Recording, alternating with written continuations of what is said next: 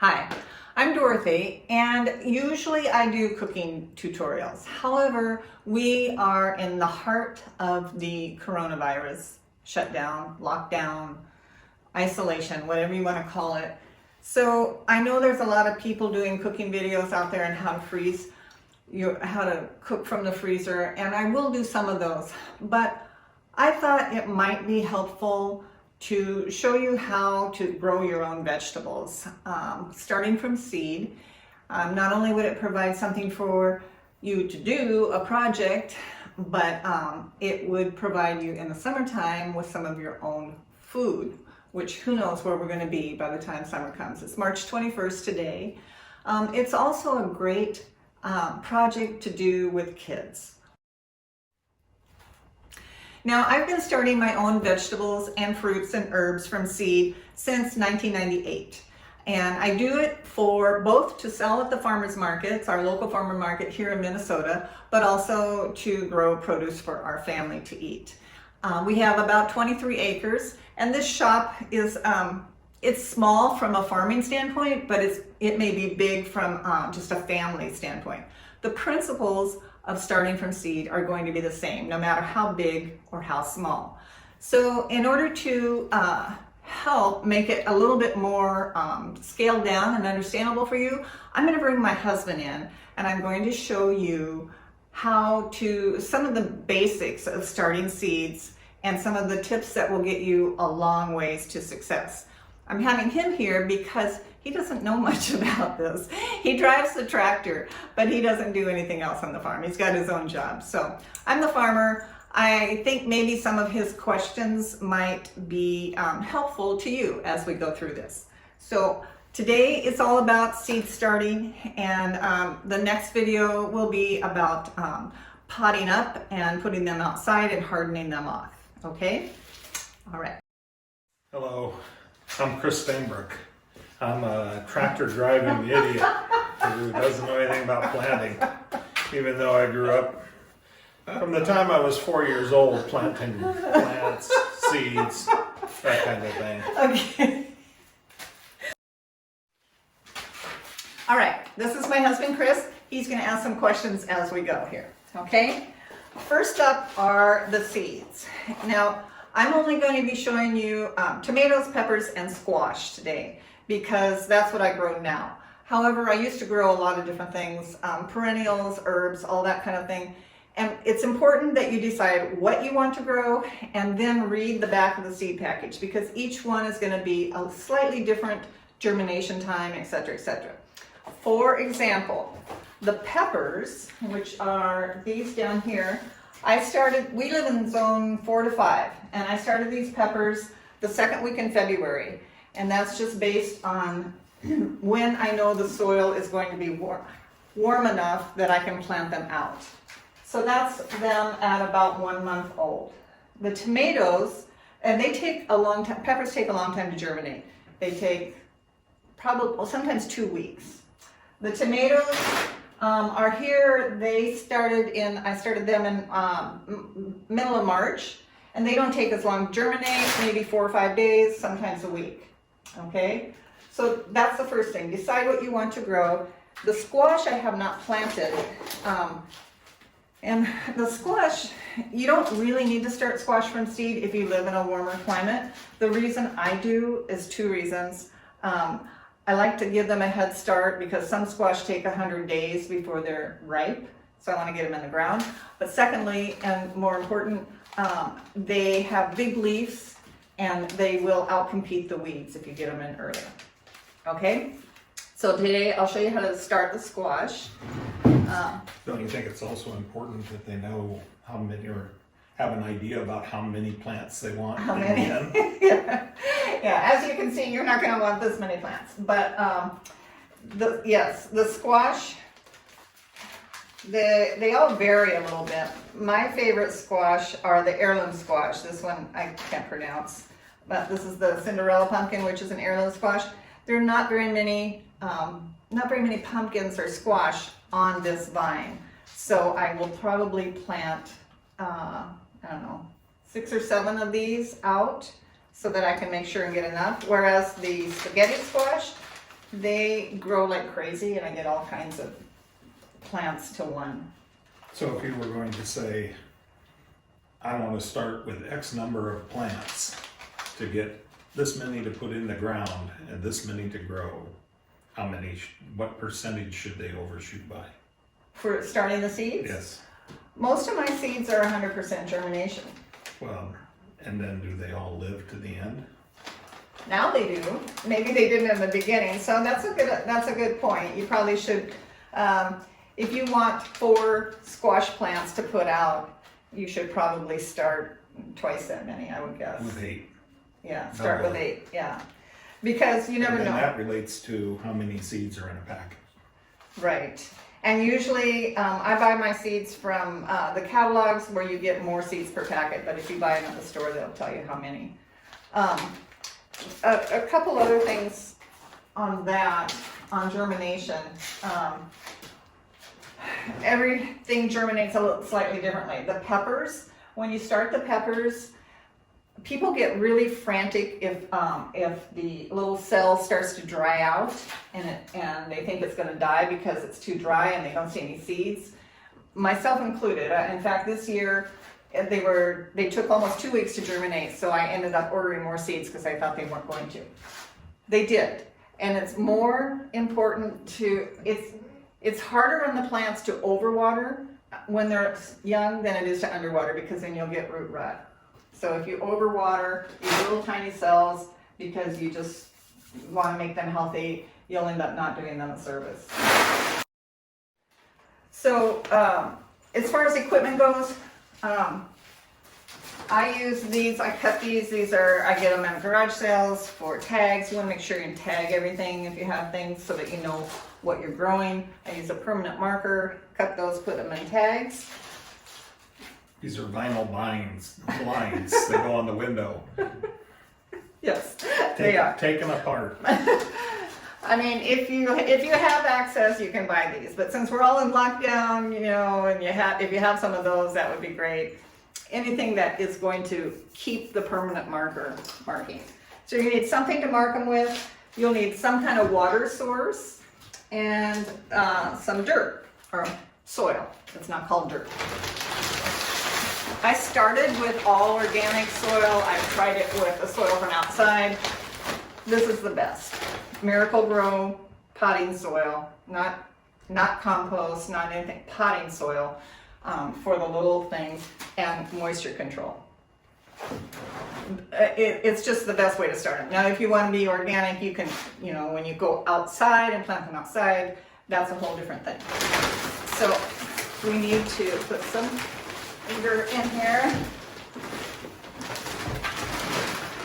And I used to do this in the basement with my kids until he made me move. So we built this little shop, which is really dirty right now, but we are dealing with dirt. Okay, you want to put some water into the soil. Mix it all in. You want to start them, again, not too wet, but wet enough that it'll stay in a clump when you do that. Okay? And then, okay? And then the other thing you'll need is these trays have no holes in them.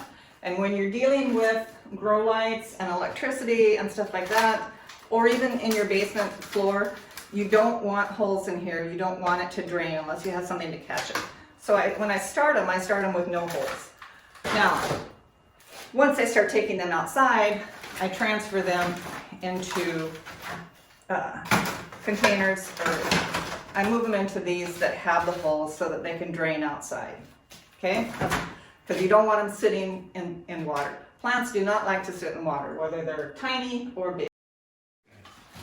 All right, these are the cells that the seeds go in. Squash seeds need larger cells. They're larger plants, they're larger seeds. This is for the tomatoes, 1, 2, 3, 4, 5, 6, 7, 8. 8 cells down. I think it's like 198 or something like that. Tomatoes and peppers can be in this, okay, until it's time to pot it.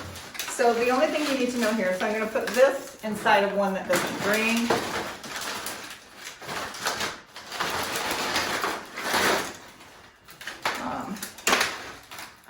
to, this is Pepsi, by the way, our dog.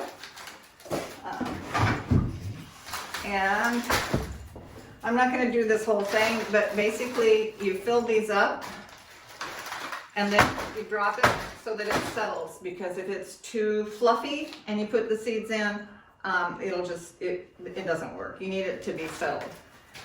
Some seeds need light, some seeds need darkness. You'll need to read that on the seed package. Most of my seeds don't like light when they're germinating. So I would take this, and with these bigger seeds it's really easy. With the smaller seeds, I dump them into my hands and just one by one take them out. This, I don't know if you can see this, but okay, so this you plant, you want to push it in deep enough and cover it and pat it down, because it needs to make contact with the dirt. So that's why you don't want it too fluffy. If it doesn't make contact, it won't, when you water it, it'll go all over, it won't work. Okay? All right, so Those are the squash seeds. those are squash seeds, yeah. So then, there you go. So then, I won't do that right now, but my husband, my wonderful husband here, fixed this whole contraption up for me. And it is a series of grow lights, which you're gonna need. But it's also a series of these lights, which incandescent lights. These are 100 watt bulbs, and the purpose of these is to provide underneath heat. Okay, this is pretty thin, so when I get these all seated, I'm going to put them on top of here so that the lights underneath provide heat.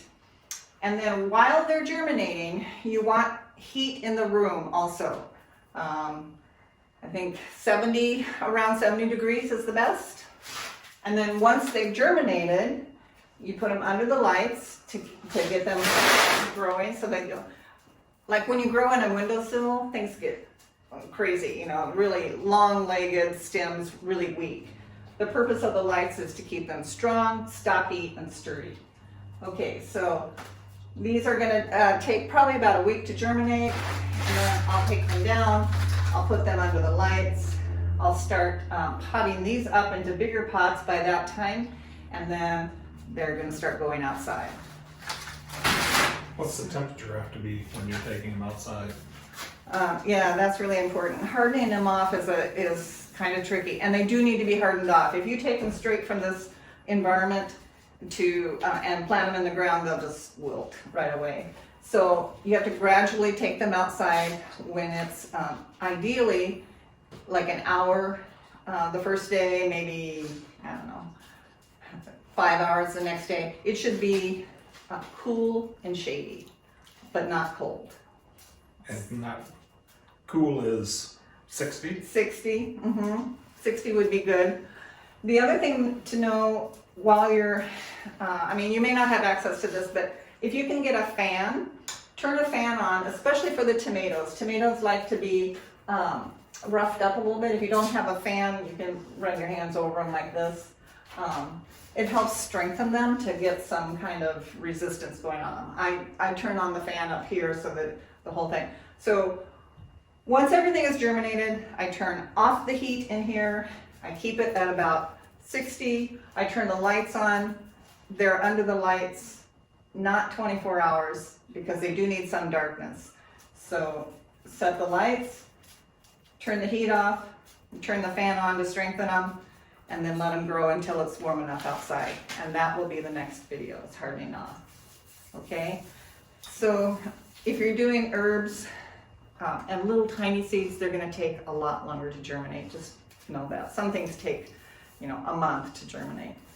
So if you were doing this at home, just for your own use in a regular home garden, Yeah. one light bank would probably work One light for a would. lot of plants. Mm-hmm. And those are $15 at Menards, roughly. Right, right. But get the grow lights. Yeah, yeah, that's a good thing. You don't have to have grow lights. Grow lights are really expensive. This is just, what do you call these? fluorescent lights. No, Fixture. this is just a fixture that you get at Menards. The lights should be one warm and one cool. Here we go. So this is a cool one, this is a warm one. But you don't need grow lights, they're too expensive. Okay. Okay, what else? Anything else? Yeah, if you were, the other thing is, that's a good point. If you were doing them at home, you're not gonna want this many tomatoes probably. So if you wanna do tomatoes and squash in the same cells, you're gonna wanna opt for the bigger cells. And put the tomatoes in there too. I would go with, if you're gonna combine different types of plants, and you've got small seeds and large seeds, there is cells that are between this, and that's what I would go with. Okay. And where do you get those? Yeah. See, I get mine at.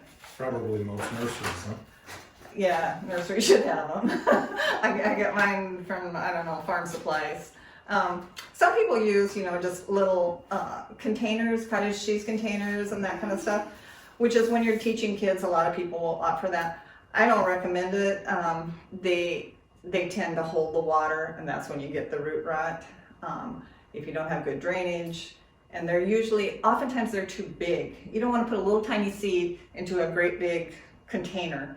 It just doesn't work. It's too much, it'll get too much water. Okay?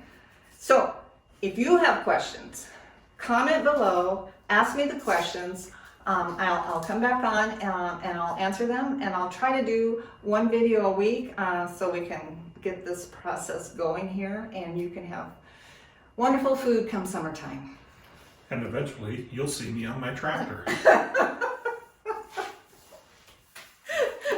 Okay. He didn't like that comment I made early on, obviously.